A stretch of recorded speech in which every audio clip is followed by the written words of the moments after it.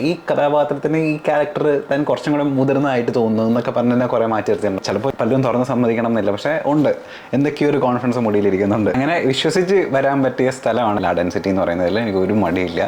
And I M 100% satisfied with Laden city. ഞാൻ ഭയങ്കരമായിട്ട് excited ആണ് എൻ്റെ ഒരു പുതിയൊരു ഫേസ് കാണാൻ വേണ്ടിയിട്ട്.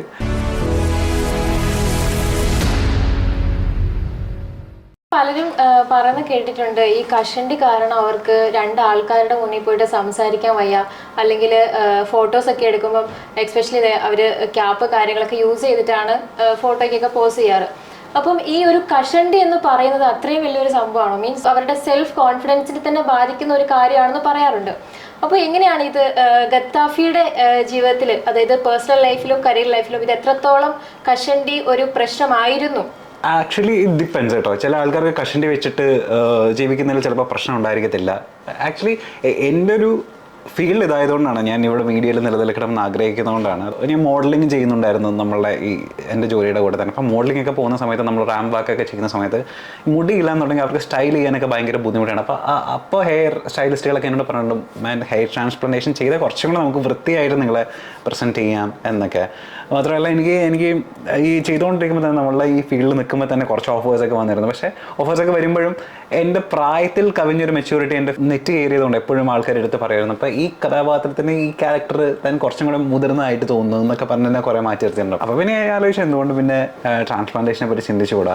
അതെന്തായാലും നമ്മളുടെ ഒരു അനിവാര്യതയാണ് ഈ ഇൻഡസ്ട്രിയിൽ നിൽക്കുമ്പോൾ. നമ്മുടെ ഒരു സെൽഫ് കോൺഫിഡൻസിനെ ബൂസ്റ്റ് ചെയ്യുന്ന ഒരു ബൂസ്റ്റർ ആണ്. അതെ അതെ, തീർച്ചയായിട്ടും. എത്രയൊക്കെ ആൺപിള്ളേർക്ക് ഇത്രയൊക്കെ ഇല്ല എന്ന് പറഞ്ഞാലും ഇതൊരു കോൺഫിഡൻസ് ആണ്. മുടി ഒരു കോൺഫിഡൻസ് ഫാക്ടർ തന്നെയാണ്. അത് ചിലപ്പോൾ പലരും തുറന്ന് സമ്മതിക്കണം എന്നില്ല, പക്ഷേ ഉണ്ട്, എന്തൊക്കെയോ ഒരു കോൺഫിഡൻസ് മുടിയിലിരിക്കുന്നുണ്ട്. അപ്പോൾ ട്രാൻസ്പ്ലാന്റേഷൻ ചെയ്യാൻ ആഗ്രഹിക്കുന്ന ആരെങ്കിലൊക്കെ ഉണ്ടെങ്കിൽ പേടിച്ചിട്ട് പിന്നോട്ട് നിൽക്കണ്ട, come forward and do transplant. അങ്ങനെ വിശ്വസിച്ച് വരാൻ പറ്റിയ സ്ഥലമാണ്, ഒരിടമാണ് അല്ലെങ്കിൽ ലാഡൻ സിറ്റി എന്ന് പറയുന്നതിൽ എനിക്ക് ഒരു മടിയില്ല. And I M 100% satisfied with Laden city. ഇപ്പോൾ 7th ഗ്രേഡ് ബാൾനെസ് ഒക്കെ ഉള്ള ഒരാളാണെങ്കിൽ അവരുടെ ഏറ്റവും ലാസ്റ്റ് ഗ്രേഡ് ആണല്ലോ, അപ്പോൾ അവർക്ക് വേണ്ടത്ര ഒരു ഡോണറോ കാര്യങ്ങളൊക്കെ ഉണ്ടായെന്ന് വരില്ല. അപ്പോൾ എനിക്കൊന്ന് ഗദ്ദാഫി ആ കാര്യത്തിൽ ഭയങ്കര ലക്കിയാണ്. ആളുടെ ഫ്രണ്ടിലെ ഹെയർലൈനും ക്രൗണിലേക്ക് മാത്രമാണ് ചെയ്തിരിക്കുന്നത്.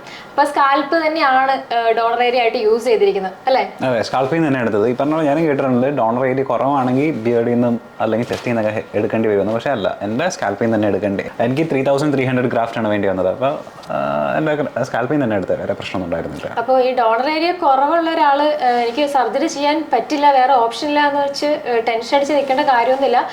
വന്ന് ഡോക്ടറിനെ കൺസൾട്ട് ചെയ്ത് കഴിഞ്ഞാൽ അവർ പറയും, വളരെ ക്ലിയർ ആയിട്ട് നിങ്ങളെ ഗൈഡ് ചെയ്യും. നിങ്ങൾക്ക് ബിയർഡിൽ നിന്ന് എടുക്കാം, അല്ലെങ്കിൽ ചെസ്റ്റിൽ നിന്ന് എടുക്കാം, പ്യൂബിക് ഏരിയ നിന്നൊക്കെ നമുക്ക് എടുത്തിട്ട് ട്രാൻസ്പ്ലാന്റേഷൻ ചെയ്യാം.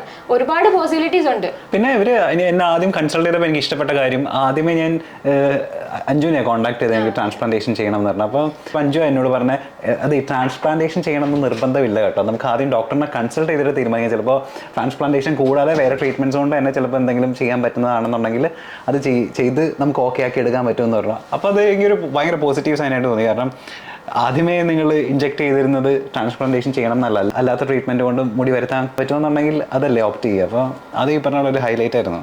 അപ്പോൾ ഈ വീഡിയോ കാണുന്ന ഒരുപാട് പേർക്ക് ഒരു ഡൗട്ട് ഉണ്ടാവും, ഈ ഗദ്ദാഫിയുടെ ട്രാൻസ്ഫോർമേഷന് കാരണമായ ഈ ലാഡൻ സിറ്റി എന്ന ക്ലിനിക്ക് കേരളത്തിൽ എവിടെയൊക്കെയാണ് ഉള്ളതെന്ന്. അപ്പോൾ അതിന്റെ ലൊക്കേഷൻ്റെ കാര്യങ്ങളൊക്കെ ഒന്ന് പറയാമോ? അതിപ്പോൾ കേരളത്തിൽ 2 സ്ഥലത്താണ് ഉള്ളത്, ഒന്ന് കൊച്ചിയും അതുപോലെ തന്നെ ട്രിവാൻഡ്രം. ഞാൻ ചെയ്തത് കൊച്ചിയിലാണ്, കാരണം എൻ്റെ വീട് കൊച്ചി ആയതുകൊണ്ട്. അപ്പോൾ കൊച്ചിയിൽ എവിടെയാണെന്ന് ചോദിച്ചു കഴിഞ്ഞാൽ ഹൈക്കോടതി ജംഗ്ഷൻ്റെ സിഗ്നലിൻ്റെ തൊട്ടടുത്ത് തന്നെയാണ് ലാഡൻ സിറ്റി ഉള്ളത്. സ്വപ്ന എൻക്ലേവ് അല്ലേ, സ്വപ്ന എൻക്ലേവിൻ്റെ 3rd ഫ്ലോറിൽ. ട്രിവാൻഡ്രത്ത് പട്ടം ജംഗ്ഷനിലാണ്, PSC ഓഫീസിന്റെ നേരെ ഓപ്പോസിറ്റ് നികുജം സരസിന്റെ 7th ഫ്ലോറിലാണ്. അപ്പോൾ ഹെയർ സംബന്ധമായിട്ടുള്ള എന്തെങ്കിലും പ്രശ്നങ്ങൾ ഉണ്ടെന്നുണ്ടെങ്കിൽ യാതൊരുവിധ മടിയും കൂടാതെ നിങ്ങൾക്ക് കൊച്ചിയിലോ അല്ലെങ്കിൽ ട്രിവാൻഡ്രത്തെ ക്ലിനിക്കിലോ സമീപിക്കാം. ഇപ്പോൾ ഞാൻ സമീപിച്ചത് കൊച്ചിയിലാണെന്നുണ്ടെങ്കിൽ അതേ ടീം തന്നെയാണ്, അതേ പാറ്റേൺ തന്നെ, അതേ മാനേജ്മെൻറ്റാണ് അവിടെ പ്രവർത്തിക്കുന്നത്. അപ്പോൾ കൊച്ചിയിലേക്ക് വരണം എന്ന് നിർബന്ധമില്ല. ഇപ്പോൾ ട്രിവാൻഡ്രം അടുത്താണ് നിങ്ങളുടെ ഇവിടെ എന്നുണ്ടെങ്കിൽ നിങ്ങൾക്ക് ഈസിലി ആക്സസബിൾ ട്രിവാൻഡ്രം ആണെന്നുണ്ടെങ്കിൽ അവിടുത്തെ ക്ലിനിക്കിലും ധൈര്യമായിട്ട് എപ്പോൾ വേണമെങ്കിലും വിളിച്ചിട്ട് പോകാവുന്നതാണ്. So I am the guarantee. അപ്പോൾ ലാഡൻ സിറ്റിക്ക് കൊച്ചിയിലും അതുപോലെ തന്നെ തിരുവനന്തപുരത്തും 2 ബ്രാഞ്ചസ് ആണുള്ളത്. ഗദ്ദാഫി എന്തുകൊണ്ട് ഒരു കൊച്ചിക്കാരനായതുകൊണ്ട് തന്നെ ആയിരിക്കണം ആള് ട്രാൻസ്പ്ലാന്റേഷന് വേണ്ടിയിട്ട് കൊച്ചി ക്ലിനിക്കാണ് സെലക്ട് ചെയ്തത്. അപ്പോൾ ഫൈനലായിട്ട് ആളോട് ഒരു കാര്യം കൂടി ചോദിക്കാനുണ്ട്. അപ്പോൾ ഈ ട്രാൻസ്പ്ലാന്റേഷനൊക്കെ കഴിഞ്ഞ് ഇനിയുള്ള ഒരു ട്രാൻസ്ഫോർമേഷൻ എങ്ങനെ ആയിരിക്കും എന്നുള്ള കാര്യത്തിനെ കുറിച്ച് എന്തെങ്കിലും ഒരു ഐഡിയ ഉണ്ടോ? കാരണം എൻ്റെ ലൈഫിൻ്റെ ഏറ്റവും വലിയൊരു ഫേസ് ആണല്ലോ ഇത്. അതായത് ഇത്രയും നാൾ എന്നെ കണ്ടിരുന്ന പോലെ ആയിരിക്കത്തില്ല എനിക്ക് ചിലപ്പോൾ ആൾക്കാർ കാണാൻ പോവുക. അപ്പോൾ I am pretty much excited to see my transformation. അപ്പോൾ ഒരു 6 to 1 year ആണ് പറയുന്നത് ഇതിൻ്റെ ഒരു കംപ്ലീറ്റ് റിസൾട്ട് കാണാൻ വേണ്ടിയിട്ട്. അപ്പം ഭയങ്കരമായിട്ട് എക്സൈറ്റഡ് ആണ് എൻ്റെ ഒരു പുതിയൊരു ഫേസ് കാണാൻ വേണ്ടിയിട്ട്. എല്ലാം അടിപൊളിയാവട്ടെ. ഓക്കെ, അപ്പോൾ thank you thank you so much. Wish you all the best. Thank you. അപ്പോൾ so guys, let's see after 6 months, 6 മാസത്തിന് ശേഷം നമ്മളൊരു വീഡിയോ കൂടി ചെയ്യുന്നതായിരിക്കുന്നതാണ്. So stay tune for the result video. Thank U.